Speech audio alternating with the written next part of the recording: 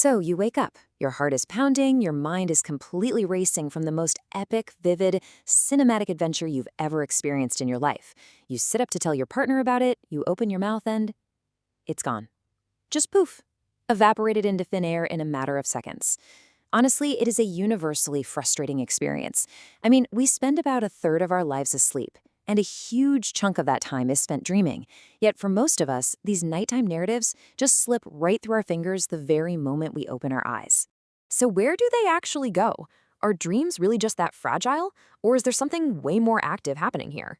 What if I told you that your brain might actually be erasing these memories on purpose? Well, in this explainer, we're going to explore the fascinating science of dream amnesia. We'll look at some of the latest neuroimaging, dive into the brain chemistry of sleep, and uncover exactly why forgetting your dreams might actually be a biological superpower. Okay, let's crack the case of the vanishing dreams. Section 1. The evaporating dream mystery. To figure out why dreams disappear, we first need to look at when they actually happen. And that brings us to the number 90. Most of our dreaming happens during the rapid eye movement, or REM stage of sleep, which cycles through roughly every 90 minutes. Named for how your eyes literally dart back and forth behind your eyelids, REM sleep is an incredibly active state. In fact, if we look at the brain waves that are characteristic of dreaming during REM, they are surprisingly similar to when you're wide awake. Now, because REM sleep is so active, the exact moment you wake up plays a massive role in whether you hold on to a dream. Waking up directly out of an active REM stage, that can significantly improve your ability to remember a dream. Research shows that higher electrophysiological activity in the brain, specifically in the 5 minutes right before waking, heavily impacts your memory recall. Essentially, if you wake up while the dream is still hot off the presses, the memory is just much fresher. But there's a biological clock ticking the absolute second you open your eyes, triggering an actual chemical heist inside your head. Which brings us to Section 2. The neurochemistry of forgetting. We aren't just passively losing our dreams, folks. Our neurochemistry is actively working against us keeping them. During REM sleep, levels of the neurotransmitter acetylcholine are super high. You can basically think of acetylcholine as the dream juice. It promotes all that brain activity associated with the vivid, bizarre narratives of dreaming. But at the exact same time, levels of norepinephrine, or noradrenaline, are at their absolute lowest. Now, norepinephrine is absolutely crucial for memory consolidation. It's the memory glue. So you end up with this biological catch-22. You've got plenty of juice to create the dream, but zero glue to make it stick. Without enough norepinephrine, the brain simply cannot effectively transfer these dream experiences from short-term right into long-term memory. But wait, the plot thickens. Enter MCH neurons. A pretty groundbreaking 2019 study published in Science revealed that these melanin-concentrating hormone neurons act almost like a specialized cleanup crew. These neurons are highly active during REM sleep, and their specific job appears to be suppressing memory consolidation. The study found that if you increase the activity of these neurons during REM, it actually results in more frequent forgetting of hippocampus-dependent memories, which are basically your brain's files on facts and daily events. Your brain is quite literally scrubbing the hard drive while you sleep. All right, Section 3, the brain of a super recaller. We all know that one person, right? The one who comes down to breakfast every single morning with this highly detailed 10-minute monologue about their dreams. If our brains are designed to forget, why are some people these super recallers? Well, some of it just comes down to baseline demographics. A 2022 review of dream recall research found some clear trends. Women generally recall their dreams more frequently than men. Age also plays a really fascinating role. Our ability to remember dreams peaks around young adulthood, slowly dwindles over our lifespan, but then, surprisingly, it has this secondary peak around age 60. But demographics only tell a fraction of the story. The real differences are structural and functional. Take a look at these MRI scans. This is data from a massive study of over 250 healthy individuals mapping out the neural architecture of dream recall frequency. And what the researchers found was that high recallers physically have a different brain microstructure. Specifically, they have increased white matter integrity in higher order regions like the orbitofrontal cortex and the superior parietal lobule. At the same time, they actually show decreased gray matter volume in early primary visual areas. Functionally, these structural differences play a huge role. These positive connections show that enhanced dream recall relies heavily on the organization of higher-order cognitive and visual processing areas. It basically supports a top-down model of dreaming.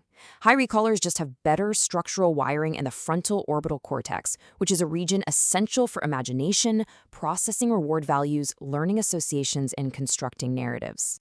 But conversely, notice the negative connections here. High dream recall is simultaneously associated with reduced connectivity across a range of resting state networks, particularly the default mode network and the lateral visual network during the night. So, the crucial point to take away here is that a super recaller doesn't just have a slightly better memory.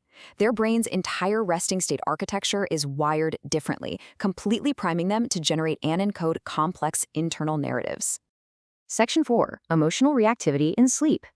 Beyond just physical wiring, a major difference is how these sleeping brains actually react to the outside world. Researchers at the University of Barcelona conducted this incredible EEG study. They played recordings of basically meaningless vocal utterances to sleeping participants. Some of the voices had an emotional, affective tone, while others were totally neutral. And what they found was astounding. Even in deep, non-REM sleep, the brains of high dream recallers showed strong neural responses and brief EEG arousals when played the emotional voices, but they completely ignored the neutral ones. It turns out high recallers have this sentinel processing mode that remains highly active, scanning the environment for emotional salience even while they are unconscious. This emotional hypersensitivity perfectly supports what scientists call the arousal retrieval model. This model postulates that for a dream to be encoded into long-term memory, the brain actually needs a brief perturbation. We're talking a tiny, subtle awakening that you probably won't even remember happening. Because high recallers are so reactive to emotional stimuli in their environment, they just experience more of these intra-sleep arousals. These micro-awakenings give their brains just enough time to hit save on the dream before slipping right back into sleep. Section 5. The clean slate advantage. Okay, so we know how the brain erases dreams, and we know why some people are immune to this erasure, but this brings us to the ultimate evolutionary plot twist. Why did biology program this complex chemical heist in the first place? Well, it comes down to protecting our waking minds. Let's look at this concept right here, dream-reality confusion. This is exactly what it sounds like, having difficulty distinguishing internally generated dream events from externally experienced waking reality. Did I actually have that conversation with my boss, or did I just dream it? Did I already pay that bill, or was that in my sleep? A massive population-based survey analyzing nearly 5,000 adults revealed the real dark side of being a super recaller. The data clearly show that individuals who recall their dreams more frequently have a significantly higher likelihood of experiencing dream-reality confusion. And its effect remained rock solid even when the researchers controlled for age, sex, and how often people had lucid dreams. Furthermore, these high recallers reported that these confusions weren't just quirky little moments. They were personally relevant and highly disruptive to their daily functioning. Remembering too much of your internal, bizarre, simulated reality starts to actually bleed into and corrupt your real waking memory. Which leads us to the clean slate hypothesis. This theory proposes that dream amnesia isn't a glitch at all. It is a highly evolved protective adaptation. While dreaming might be essential for implicit learning, emotional regulation, and memory consolidation, explicitly remembering those bizarre, intense narratives, that could actually be dangerous. By actively scrubbing these memories using MCH neurons and that strategic lack of norepinephrine, our biology ensures we wake up with a clean slate. We wake up unburdened, allowing us to maintain a crystal clear distinction between what is real and what was merely a simulation. We are fresh and ready to absorb new, real-world information. It's a pretty profound thought to end on, isn't it? We spend so much time wishing we could remember the incredible worlds our minds build at night. But perhaps that frustrating moment of a dream slipping away in the morning light is exactly what keeps us sane. It leaves us with a provocative question to ponder tonight as you drift off. Is forgetting your dreams the only thing keeping you anchored to reality?